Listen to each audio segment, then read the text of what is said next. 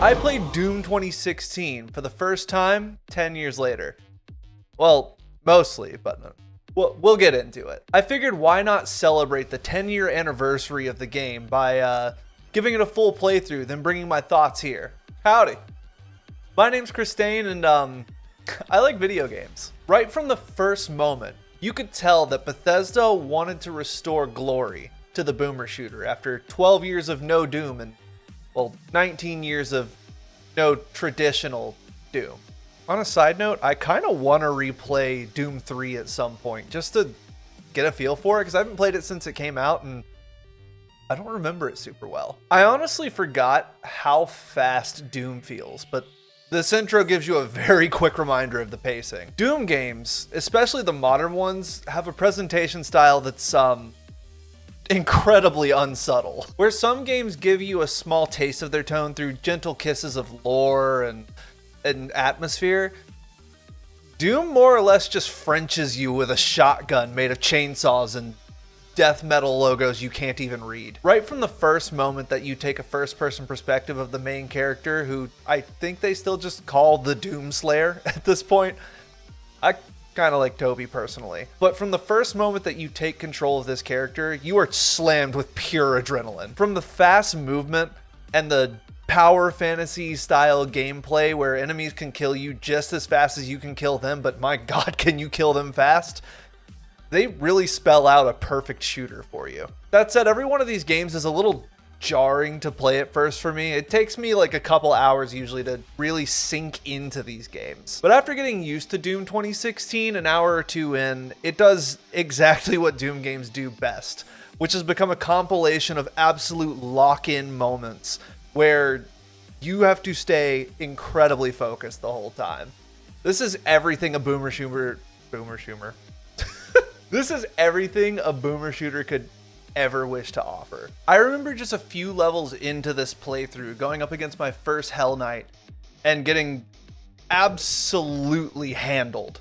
But then later on, fighting two Hell Knights at the same time and managing to beat both of them without taking any damage, and I even ran out of ammo at one point and had to kill the second one with a pistol. It's moments like these that I feel like Doom 2016 really starts to find its footing in my brain, where you start to react to and process things faster than you could ever actually realize they're happening. You enter this flow state that's almost unexplainable. Those moments where you feel like that guy that's 40-0 in a Call of Duty lobby, minus the weird urge to call people racial slurs while giving their moms the dude piston. Unfortunately, within that first hour or two as well, we started to run into a bit of a problem. I was actually a little apprehensive to put Doom 2016 into my backlog. You see, about 6 months to a year after this game came out, I actually did end up giving it a shot, but I only got about 2 hours into it before the level design started to actually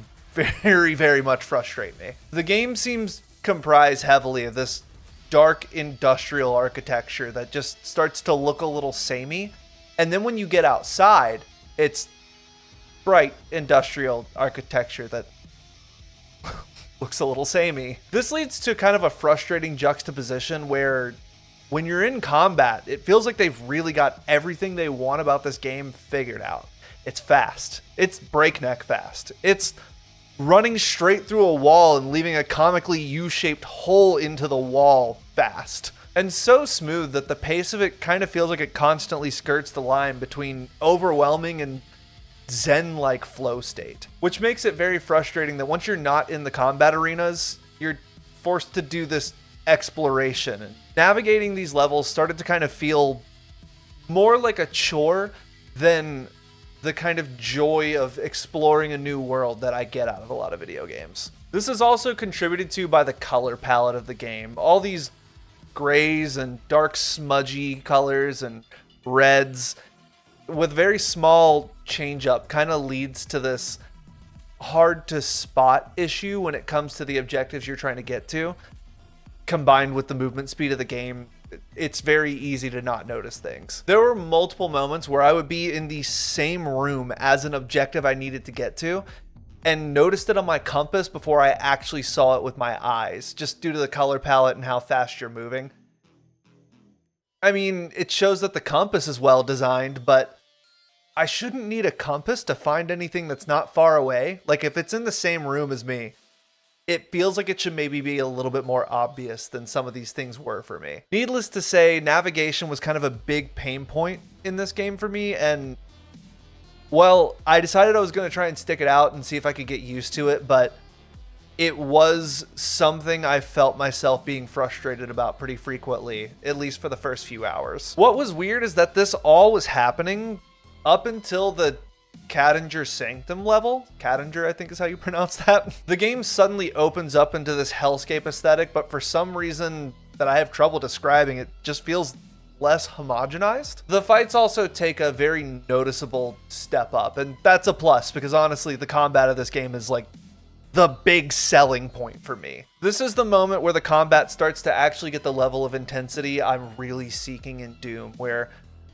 I feel like I can't really allow myself to get trapped or cornered because I will get swarmed, and I have to keep mental note of where the bigger, slower enemies are and pick them off one by one while also knocking out a few smaller enemies just to get some health boosts and maybe some ammo. On top of that, by this point, you've started to get enough weapon upgrade points that you start to actually get to do really cool stuff with the guns. I'm a big fan of the triple shot shotgun. I'm just a big fan of shotguns in video games, and Doom feels like a shotgun video game to me. It's actually funny to me how it's somewhere around halfway through this game, it went from a game that I only cared about the combat, that was the only thing that really stuck with me as something that kept me playing, to starting to actually enjoy the level design and the world a little bit more. I started wanting to explore a bit more and find the different secrets and do the rune challenges. I don't know, they just flipped the switch somewhere. Then of course we have to speak on the last 3 or so levels of this game where you're just in a non-stop onslaught of combat that feels like boss fights almost, and boss fights that also feel like boss fights. I feel like this game ramps up so naturally into these 3 levels just for it to suddenly be this crescendo of bullets and violence and pure metal aesthetic. If the every other part of this game is girls that poop, these last 3 levels are bitches that shit. I think there's also another major component we need to mention that contributes to making combat such a blast that it only gets more deep and chaotic as you get further into the game, and that's enemy design. By the end of the game, you find yourself dealing with about 7 or 8 different enemy types, with a few having some different variations on themselves. It's enough to keep you on your toes because every enemy has to be handled completely different, it seems. Some are fast and aggressive, some have very specific weak points, some just have huge weak points. They're all kind of weak to different types of weapons and different tactics. It keeps you switching weapons, it keeps you switching tactics. This game becomes insanely engaging the further you move forward. And at that, some of them are way faster than others, some are slow, some throw AoE attacks, some are just pure melee. The pinkies, for example, are weak to back shots, which means you have to jump over them whenever they charge at you and they hit a wall, and then you can just shotgun them with the triple blast shotgun right to the back and end up taking them out super quickly. But the problem is sometimes you go to jump over them and there's a Caco demon flying at you, or sometimes you run too close to a corner and you can get stuck there, and you don't want to be stuck in a corner with one of them. They will absolutely shred you in seconds. What this means is that in some moments you literally are forced to just run and reposition, which plays into the entire combat itself. You almost constantly need to be able to move in order to survive these tougher rooms, but you also need to be able to pick your moments to take a few shots and get rid of something. The thing is that there's so many enemies and some fights can go on so long that you end up letting out a sigh of relief as if you just beat a boss battle, just getting through a normal room as soon as you see that checkpoint pop up in the corner. All things considered, while I knew I loved Doom Eternal when I played through it, and I would scream recommendations for that game from the tops of mountains, I went into this one kind of apprehensive because my first time playing it, I really didn't feel it after about 2 hours of playing it. But I found myself excited to pick up the controller every chance I got to start playing this game again.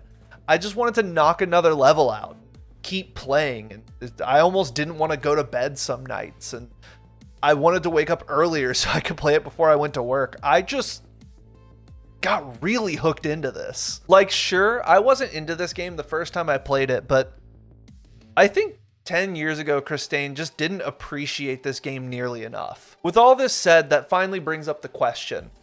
Does Doom 2016, the return to form boomer shooter that brought the genre back into the spotlight, stand the test of time? I'm gonna say yes.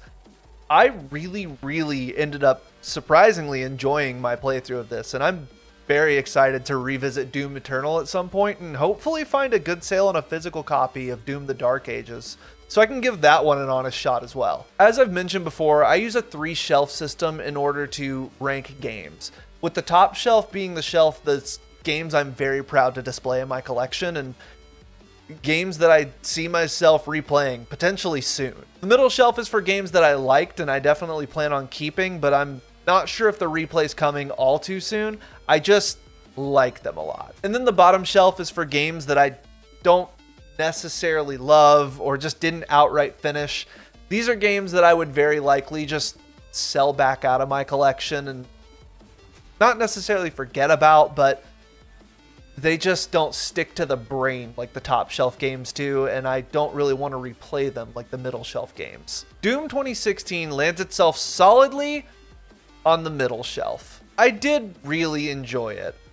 I just can't say it's probably going to be in my top 5 games of this year, or a game that I'm going to be thinking about for the next few weeks. Regardless, I hope you enjoyed this little retrospective of me visiting Doom 2016 for the first time ever in 10 years. And if you really like how I cover games and feel like watching another video, there might be one just over here.